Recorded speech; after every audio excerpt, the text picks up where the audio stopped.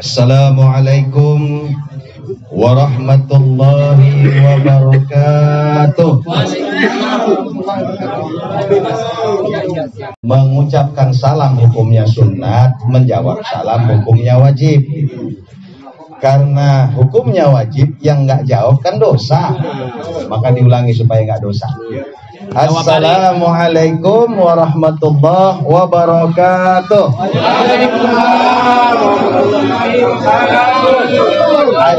Haji Bayung belum? Makan pisang dia? Hah? Di hati. Oh, di hati. Iya. Masuk surganya di hati, Yung. Alhamdulillahirabbil alamin. Wa bihi nasta'in ala umurid dunya waddin.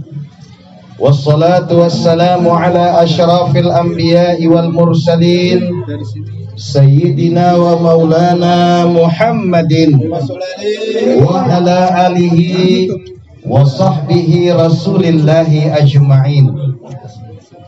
Qala Allah ta'ala fi kitabihil karim wa'tasimu bihablillahi jami'an wa la tafarraqu. Wa qala Allah ta'ala ya ayyuhan nasu taqu rabbakumul ladzi khalaqakum min nafsin wahidah wa khalaqa minha zawjaha wa bassa minhuma rijalan katsiran wa nisaa wattaqullaha alladzi tasaaluna bihi wal arham innallaha kana 'alaikum raqiba.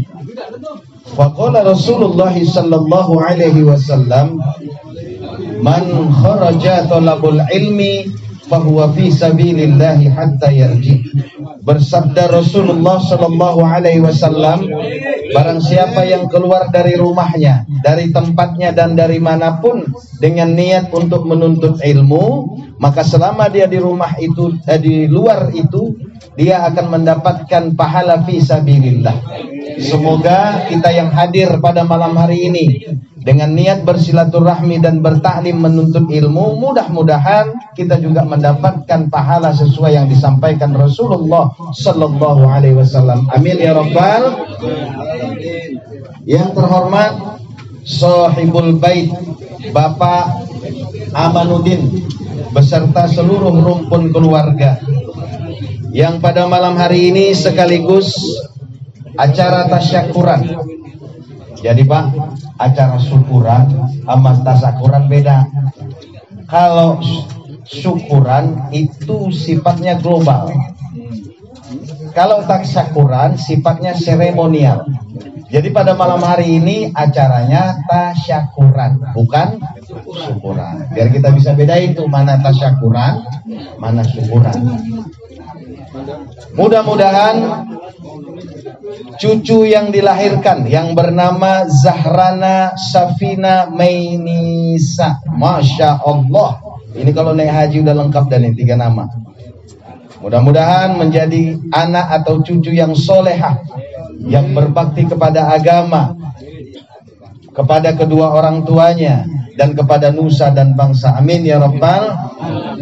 Hormat kita sampaikan kepada para asatis wal asatidah, para guru-guru kita. Hadir pada malam hari ini Al-Ustadz Haji Bakri Hermawan.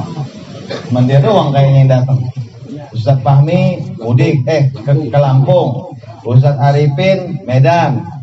Ustadz Barudin Makkah. Jauh-jauh semua. Masya Allah. Kagak ada yang dekat. Mudah-mudahan ustadz-ustadz kita yang lagi dalam perjalanan, mudah-mudahan diberikan Allah keselamatan, diberikan Allah kesehatan, keistiqomahan dan keimanan yang kuat. Amin ya rabbal alamin. Kemudian hormat kita juga kita sampaikan kepada ketua pengajian kita, Bapak Haji Rais Cahyandi beserta staf-stafnya, Tunjuk tangan, mana stafnya? Saya dari dulu staf-stafnya kata, tapi saya emang yang tahu yang mana stafnya. Staf ahli. Bidang ekonomi. Bidang apa nih? Ekonomi. Bidang keuangan. Kalau Pak ini? Bidang sosial. Sekretaris bidang sosial. Pak Pardi bidang apa? Perempuan. Pendanaan.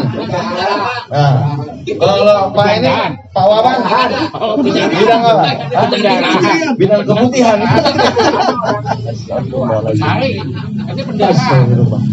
Mudah-mudahan para staf-staf ini tidak jadi step. Mudah-mudahan para staf-staf ini istiqomah di dalam pengajian kita. Mudah-mudahan pengajian kita hendaknya terus berjalan dan ini menjadi ladang amal ibadah kita di sisi Allah Subhanahu wa taala. Bapak-bapak, saudara-saudara yang tidak saya sebutkan satu persatu namanya, insya Allah saya tahu namanya semua ini, tapi kalau atu-atu subuh baru kelar. Dan tentunya tidak mengurangi rasa hormat dan takzim saya. Bapak-bapak, ceramah saya ingat di rumah Ustadz Fahmi kita bahas apa? Hah? Kan ada YouTube-nya, nonton nggak tuh? Astagfirullahaladzim. Udah di-subscribe belum? Udah. Kita pengajian kita jumlahnya saya hitung ada 50 Pak Haji. 50 orang, tapi subscribe baru 15 orang. Kemana bahaya yang lain? Gaduh handphonenya. Nonton lah. Yang lain kau tanya nih. Menurut perhitungan statistik saya, harusnya subscribe minimal 50 orang mah ada. Masa pengajian kecuali seperti Pak apa namanya? Pak Ade, ya dia jarang nonton YouTube, maklum lah. Nah, tapi kalau Awi nggak subscribe keterlaluan. Saya aja nggak pernah dijawab, males saya. Iya. Hari ini kita akan bahas tentang nabi-nabi lagi. Kalau kemarin saya katakan jumlah nabi ada berapa? Ayo, masih ingat? Halo. Jumlah nabi ada berapa semua? 25 kita tahu. Astagfirullahaladzim, ketahuan nggak nonton YouTube. Nabi itu jumlahnya 124.000. Berapa? Ilmu ini ilmu 124.000. Di antara 124.000 itu jumlah rasulnya ada berapa? Astagfirullahaladzim. Padahal sudah ada YouTube juga nggak ada. Apalagi nggak ada YouTube ya. Jumlah rasulnya 313. Yang wajib Pak itu yang di antara 313 itu yang wajib kita imani 20 dari Nabi Adam sampai Rasulullah Shallallahu Alaihi Wasallam. Dan di antara 25 Rasul yang 25 ini ada Rasul Ulul Azmi. Nabi Nuh alaihissalam udah kita bahas kemarin. Kemudian Nabi Ibrahim yang akan kita bahas pada hari ini. Kemudian Nabi Musa, kemudian Nabi Isa, dan terakhir Rasulullah Shallallahu Alaihi Wasallam. Hari ini kita akan bahas tentang Nabi Ibrahim, berkaitan dengan kurban dan berkaitan dengan haji. Nabi Ibrahim alaihissalam kita tahu mempunyai seorang istri yang bernama Siti Syarah. Istri pertamanya Siti Syarah. Hajar juga, tapi ntar itu kita bahas. Dia punya istri dua. Rupanya bapak-bapak, Pak, oi, halo. Rupanya Nabi Ibrahim itu ganteng. Perawakan Nabi Ibrahim itu hampir mirip dengan perawakan Rasulullah Shallallahu Alaihi Wasallam. Tinggi badannya, bentuk postur tubuhnya dan tampannya hampir sama seperti Rasulullah Shallallahu Alaihi Wasallam. Saya pernah bertanya dalam hati, kenapa di dalam sholat ada kita baca tahiyat? At-tahiyatul mubarakatus salawatut thayyibatu lillah. Salawatnya Allahumma sholli ala Muhammad wa ala ali Muhammad kama shallaita ala Ibrahim. Pertanyaan, kenapa Ibrahim? Kenapa enggak Nabi Isa? Kenapa bukan Nabi Musa? Ayo, siapa bisa jawab? 50.000 dikasih Pak Haji. Siapa bisa jawab? Kenapa yang disebutkan Nabi Ibrahim? Kenapa kita tidak katakan Allahumma sholli ala Sayyidina Muhammad wa ala ali Sayyidina Muhammad kama shallaita ala Sayyidina Musa? Kenapa? Kenapa Ibrahim? Hah?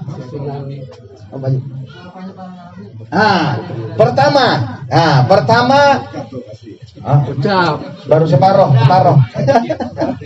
Pertama Nabi Ibrahim itu Khalilullah. Yang kedua Abul Anbiya, bapaknya para nabi. Yang ketiga termasuk ulul azmi. Makanya dikatakan kama shallaita ala Ibrahim wa ala ali Ibrahim. Dan jadikanlah keselamatan Rasulullah Muhammad SAW itu seperti Nabi Ibrahim dan keluarganya. Kenapa keluarganya? Karena keluarganya para nabi semua. Kalau dikatakan kama shallaita ala Nuh, Nabi Nuh keluarganya ada yang masih berantakan. Kama shallaita ala Musa, keturunan Nabi Musa tidak ada yang banyak nabi. Tapi kama shallaita ala Ibrahim wa ala ali Ibrahim, dan keluarganya Nabi Ibrahim. Nah, kembali bicara keluarga. Nabi Ibrahim itu mempunyai istri yang bernama Siti Syarah. Siti Syarah ini, kata Rasulullah, kecantikan Siti Syarah ini apabila dikumpulkan wanita tercantik di dunia dari zaman Nabi Adam sampai hari kiamat, sepertiganya itu ada pada Siti Syarah. Cantik, tapi tercantik Siti Hawa. Yang kedua Siti Syarah. Kemudian dibawa Nabi Ibrahim lah Siti Syarah, istrinya yang cantik ini, ke Mesir. Mereka tinggal di Palestina. Dibawa ke Mesir. Rupanya di Mesir bertemu dengan Raja Zolim. Raja Zolim ini hobinya demen sama bini orang. Namrud. Bukan Namrud. Memang raja di zaman Nabi Ibrahim Namrud, tapi di Mesir itu ada, wallahu alam namanya, demen sama bini orang, sama gadis ogah dia. Beda sama Pak Peto. Mana Pak Peto? Enggak kelihatan. Kalau yang lain kan senangnya sama janda. Ini dia senangnya sama bini orang. Raja ini. Jadi kata Nabi Ibrahim kepada istrinya, ya istriku, nanti kalau ditanya, kamu jangan bilang istriku, bilang saudaraku. Ntar kalau dibilang istri, demen tuh raja. Begitu dibawanya itu istrinya ke sana, karena memang cantik ini Siti Syarah, dibawa juga akhirnya ke istana.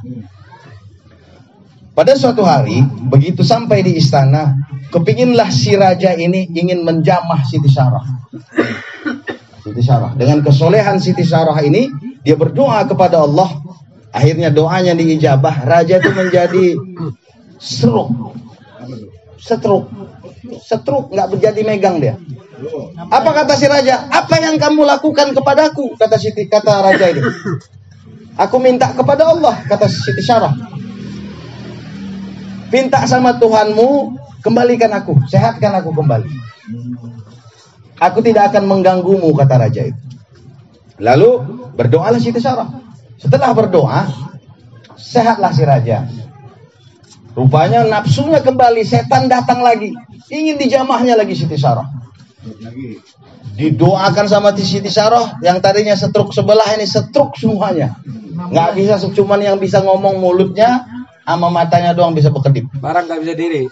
Apa lagi barang? Semua. Kata si raja kepada Siti Syarah, ya wanita, doakan aku, minta kepada Tuhanmu. Aku berjanji semua yang ada di istana ini tidak akan menjadi saksi. Aku tidak akan mau lagi menjamahmu. Berjanjilah si raja. Begitu sehat si raja, dia bilang kepada para pengawalnya, ya pengawal, bawa ini perempuan, ini bukan manusia, ini jin. Tidak bisa. Akhirnya dengan rasa takutnya si raja, dihadiahkannya lah budaknya. Ada satu sejarah mengatakan budaknya, ada sejarah lain mengatakan anak kandungnya, yaitu yang bernama Siti Hajar alaihissalam. Siti Hajar dibawa sama Siti Syarah, hadiah dari para raja tadi. Kemudian dibawalah ini Siti Hajar, Siti Syarah dan Nabi Ibrahim kembali ke Palestina. Kembali ke Palestina. Begitu mereka menikah bertahun-tahun, ternyata mereka tidak punya anak. Lalu Siti Syarah mengatakan kepada suaminya Nabi Ibrahim, apa katanya? 10 tahun sudah kita berumah tangga. Kadang di sarah itu. Namun belum juga mendapatkan putra.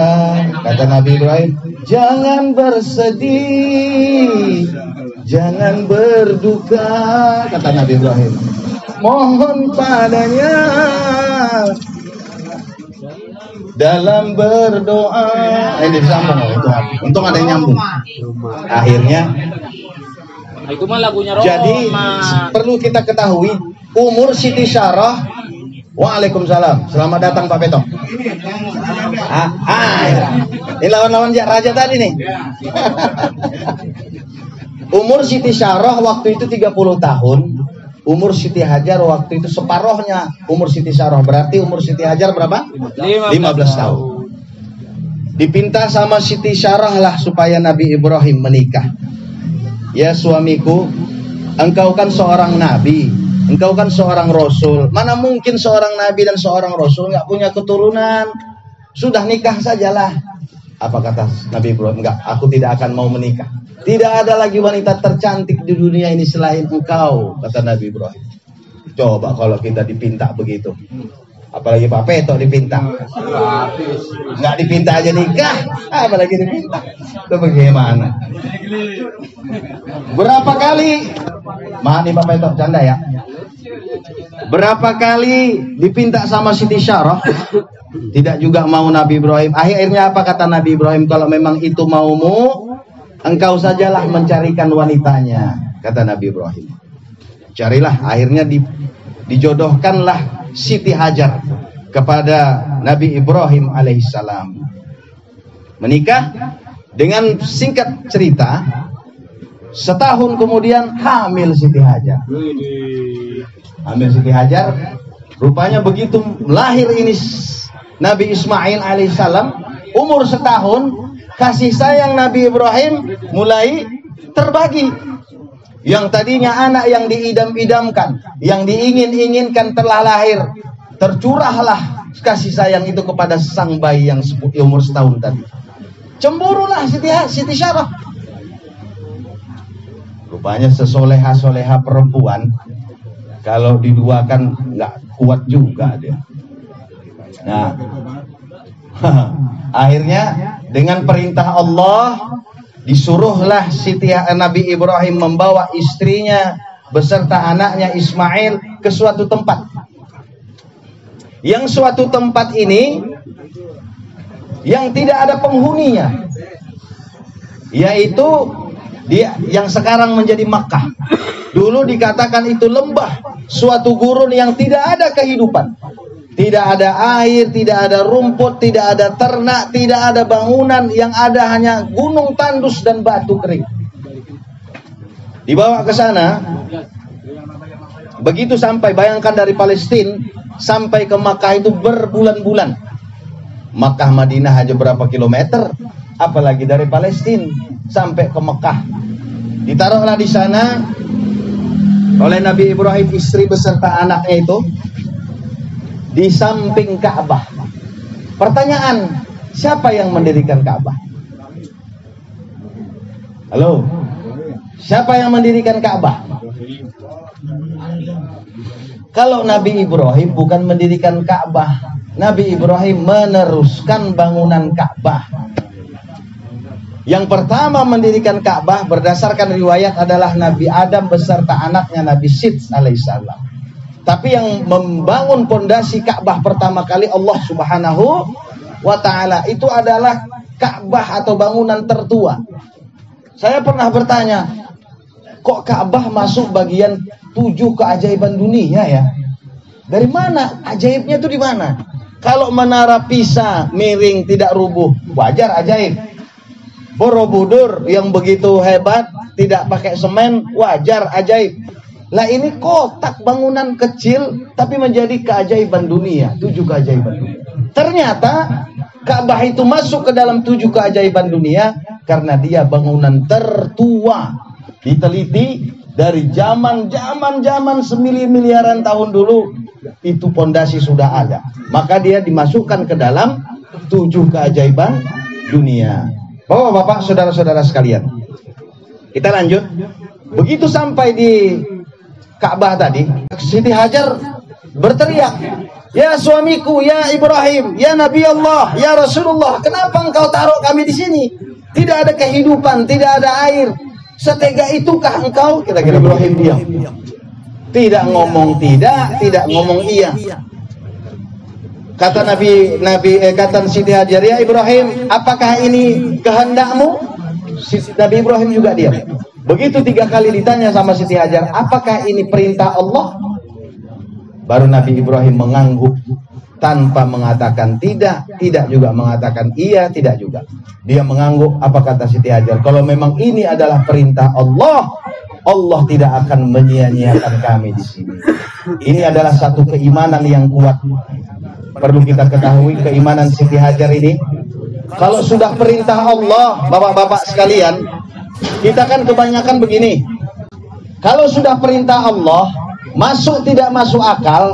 Kalau Allah dan Rasulnya perintah, itu harus kita lakukan. Kita zaman sekarang tidak. Apabila ada suatu hukum, apabila ada suatu perintah, kita pertanyakan dulu, kita masukkan dulu ke akal kita. Kalau masuk akal kita kerjakan, kalau nggak masuk akal nggak kita kerjakan. Itu kita sekarang. Kalau Siti Hajar tidak. Kalau memang sudah perintah Allah, masuk akal atau tidak masuk akal, dikerjakan. Begitu Nabi Ibrahim berangkat, tinggallah mereka berdua di sebuah gurun tadi. Alangkah sedih dan berdukanya itu Siti Hajar. Perbekalan sudah mulai habis, air pun tidak ada. Tidak ada air sama sekali. Anak pun menangis minta susu. ASI sudah kering. Akhirnya dengan paniknya Siti Hajar tadi berjalan ke sebuah gunung atau sebuah bukit yang dinamakan Bukit Sofa. Begitu sampai dia di Bukit Sofa, dia melihat ada sebuah fata morgana. Fata morgana itu seperti air. Kalau kita di aspal, di jalan, terik matahari, di aspal itu kayak ada air itu. Begitulah Siti Hajar melihat kayaknya di gunung sana atau di bukit sana ada air. Lalu dia turun dari bukit tadi, pas di pertengahan dia berlari-lari. Naik lagi dia untuk ngambil ancang-ancang. Kalau ancang-ancang apa itu namanya itu? Aba-aba, siap-siap. Sambil lari kecil, dia naik ke atas bukit Marwah. Sampai 7 kali Sofa, Marwah, Sofa, Marwah, Sofa, Marwah, dan berakhir di bukit Marwah. Jadi kalau kita besok umroh, besok kita haji, itu terakhirnya di bukit Marwah, bukan di bukit Sofa. Kalau kita berakhirnya di bukit Sofa, berarti ada yang kurang kalau tidak lebih. Harus berakhir di bukit Marwah. Jadi saya ulangi, saya lanjut. Akhirnya dia putus asa, dia kembali ke anaknya yang menangis tadi. Kemudian begitu dia sampai ke anaknya, dia kaget dan terkejut. Dilihatnya di bawah hentakan kaki anaknya Ismail tadi ada keluar air. Keluar air, dia kumpulkan air itu dengan bahasa Zam-Zam. Zam-Zam. Rupanya Zam-Zam itu bukan bahasa Arab, Pak. Zam-Zam itu bahasa Ibrani. Jadi Nabi Ibrahim itu adalah bukan suku Arab. Nabi Ibrahim itu suku Babilonia, suku Irak, di Irak sana. Siapa suku Arab? Nanti kita bahas. Nah, kemudian setelah dikumpulkan air, rupanya air Zam-Zam ini dengan izin Allah bisa menghilangkan haus dan menghilangkan lapar oleh anaknya. Lapar Nabi Ismail, haus Nabi Ismail, lapar Siti Hajar, haus Siti Hajar hilang gara-gara meminum air Zam-Zam tadi. Setelah beberapa hari kemudian, rupanya dengan izin Allah, keturunan dari Yaman. Jadi bangsa Arab yang sesungguhnya itu dari Yaman, Pak. Kalau nama sukunya suku Zurhum. Suku apa? Zurhum. Arab asli itu namanya suku Zurhum. Dari Yaman sana mau berangkat ke Syam, di daerah Palestina sana, Syam. Mereka lihatlah, mereka bukan mau berdagang, tapi mau pindah.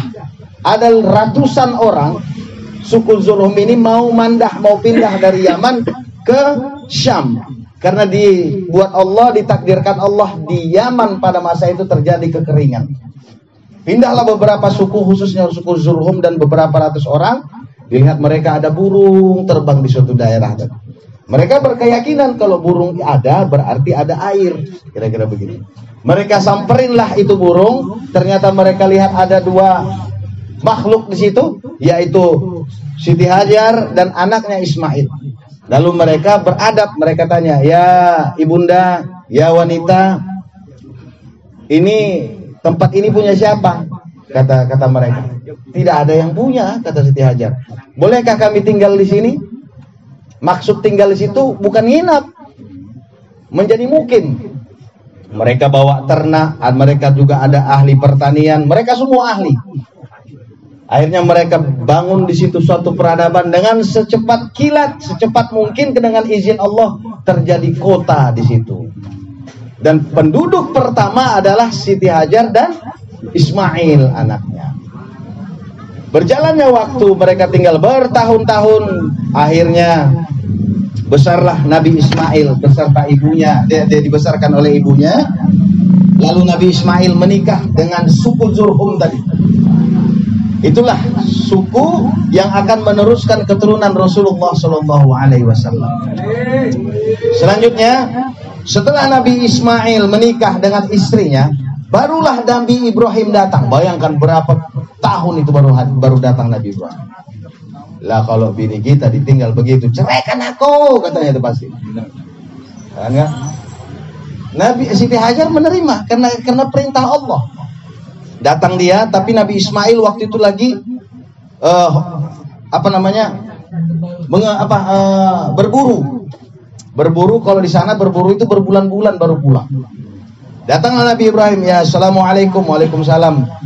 Istri Nabi Ismail nggak kenal ini sama Ibrahim. Kata Ibrahim, Nabi Ibrahim alaihissalam, apakah ini rumah Ismail? Iya.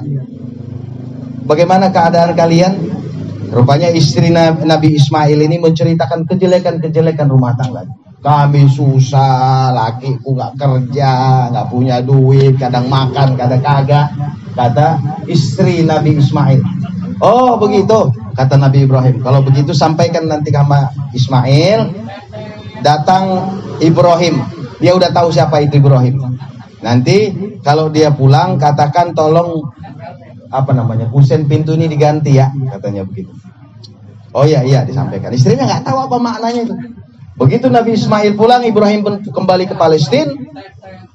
Diceritakan nama istrinya, ada seorang laki-laki datang, perawakannya begini, namanya Ibrahim. Apa pesannya, kata Ismail? Pesannya minta diganti itu kusen pintu. Oh, kata itu adalah ayahku, dia seorang nabi dan seorang rasul. Dia memerintahkan kepadaku untuk menceraikan engkau, katanya di situ. Artinya kamu adalah wanita yang kurang baik, kira-kira begitu. Diceraikan Nabi Ismail karena dia menceritakan karena suami itu adalah pakaian istri, istri adalah pakaian suami. Sejelek apapun istri, haram hukumnya kita menceritakan aibnya kepada orang lain. Oh, begitu juga sebaliknya. Sejelek apapun suami, walaupun dia jelek, pendek, pesek, belek, kalau udah jadi laki, dialah tetap Arjunanya. Kira-kira begitu, ya kan? Hah? Ya kita cariin bininya. Nah, kita lanjut. Beberapa bulan kemudian datang lagi Nabi Ibrahim. Nabi Ismail udah nikah lagi sama orang Yaman, suku Zurhum, suku Arab. Nabi Ismail pun lagi berburu juga. Kemudian apa kata Nabi Ibrahim? Sama kayak cerita yang pertama. Diceritakan istri yang kedua ini baik. Bagaimana keadaan kalian? Alhamdulillah, begini semua. Alhamdulillah, memuji Allah. Pesankan nama Ismail, ini kusen pintunya udah baik, jangan diganti. Artinya ini istrimu udah baik, jangan kamu lagi nambah. Begitu. Jangan lagi nambah, kalau udah bini udah baik, jangan nambah. Tuh, ini udah baik-baik, bini ditambah. Ada mengatakan begini, saya potong sedikit. Poligami hukumnya apa sih? Boleh. Wajib. Bukan sunnah. Jangan ada mengatakan poligami hukumnya sunnah. Tidak. Poligami itu hukumnya mubah. Orang nikah aja hukumnya mubah kok. Nikah satu hukumnya mubah. Bisa menjadi wajib, bisa menjadi sunat, bisa menjadi haram, bisa menjadi makruh, tergantung situasi dan kondisi. Kalau tujuannya untuk mencelakai perempuan, haram dia menikah. Tapi kalau dia tidak bisa menahan syahwatnya, dia tidak bisa menjaga dosanya, dia wajib menikah. Tapi hukum dasar menikah mubah. Tiap hari dong. Apalagi poligami, ini bukan sunat. Kalau kan kita selalu mengatakan sunnah Rasul, sunnah Rasul. Dari mana sunnah Rasul? Nikah poligami kok sunnah Rasul. Kalau mau mengikut Rasul, Rasulullah Shallallahu Alaihi Wasallam itu, Pak, dia tidak berpoligami sebelum istri pertamanya meninggal. Siti Khadijah, tuanya dengan Rasulullah jauh, 15 tahun jaraknya, cara usia. Tapi Rasulullah tidak menikah. Bahkan Siti Khadijah meninggal 1 tahun Rasulullah menduda. Kalau mau ikut sunnah Rasul, tunggu bini mati dulu baru kawin. Itu sunnah Rasul. Kalau mau sunnah Rasul. Jadi poligami bukan sunnah, hukumnya mubah. Kita lanjut. Kemudian dengan berpuluh-puluh tahun berpisah dengan sang ayah Nabi Ibrahim dengan Ismail, begitu ketemu cobaan pun datang. Cobaan datang apa? Berpelukanlah ayah dengan anak, merasa rindu, merasa kangen puluhan tahun dari kecil nggak pernah ketemu. Ujuk-ujuk disuruh nyembelih. Kalau Nabi yang bermimpi, insya Allah. Makanya di dalam waktu kemarin bulan apa? Bulan Zulhijjah itu ada namanya puasa tarwiyah. Puasa tarwiyah itu bermula dari mimpi Rasulullah Shallallahu Alaihi Wasallam di malam ke-8 Zulhijjah. Begitu dia mimpi tanggal 8 Zulhijjah, Nabi Ibrahim merasa ragu. Jadi tarwiyah itu artinya ragu-ragu. Itu tarwiyah. Ragu Nabi Ibrahim, ini mimpi apa maksudnya? Maka disunahkan kita puasa tarwiyah namanya. Setelah malam berikutnya, malam tanggal 9 Zulhijjah, Nabi Ibrahim bermimpi lagi. Maka disunahkan kepada kita berpuasa Arafah. Selanjutnya dia mengatakan kepada anaknya Nabi Ismail, ya Ismail, aku semalam mimpi 2 kali. Aku diperintahkan Allah untuk nyembelih. Nyembelih siapa ya Allah? Ya ayahku. Menyembelih elo. Itu seorang nabi, dia mengatakan kerjakanlah itu ya ayahku kalau memang itu perintah Allah. Itu jawaban seorang Rasul. Coba kau Pak Ari waktu dulu disuruh ayahnya, gua nyembelih lo, bapak aja yang tuaan gitu. Ya, gua masih muda disuruh nyembelih. Nah, mati kipe.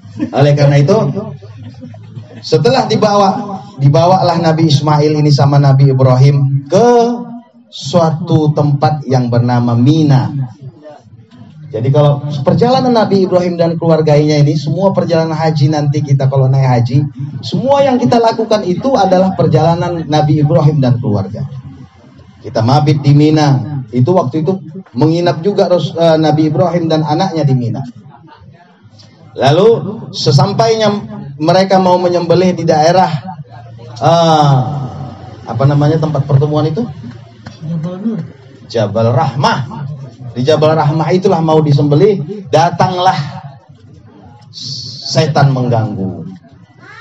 Kata setan, Ibrahim, setega itu lo mau nyembelih anak lu, udah sekian tahun gak ketemu, enak banget lu tinggal nyembelih. Dilempar sama Nabi Ibrahim dengan batu yang kecil sebanyak 7 kali. Dan itu menjadi sebuah perjalanan haji kita, yaitu melempar jumrah. Begitulah terus dan terusnya. Nah bapak-bapak, saudara-saudara sekalian, sebenarnya panjang cerita Nabi Ibrahim ini, saya singkat di sini saja. Inti daripada cerita ini adalah, pertama poin yang kita ambil. Poinnya, pertama, bahwa keimanan Nabi Ibrahim, keimanan istrinya yang bernama Siti Hajar, keimanan anaknya yang bernama Ismail alaihissalam, mereka apabila sudah datang perintah Allah, sudah datang kewajiban, mereka tidak bertanya itu masuk akal atau tidak masuk akal. Jangan yang seperti yang sudah zaman-zaman sekarang. Zaman sekarang apabila suatu hukum datang, kita masukkan dulu ke akal kita. Kita pertanyakan akal kita. Kalau masuk akal baru kita kerjakan. Kalau nggak masuk akal kita nggak mau kerjakan. Padahal bukan begitu cara menyikapi hukum-hukum Allah. Ada satu hukum, contoh ini contoh. Kalau kita musafir, di zaman Rasulullah ada musafir itu, mereka memakai sepatu yang namanya sepatu khuf. Sepatu khuf itu diikat sampai ke betis kayak sepatu tentara itu.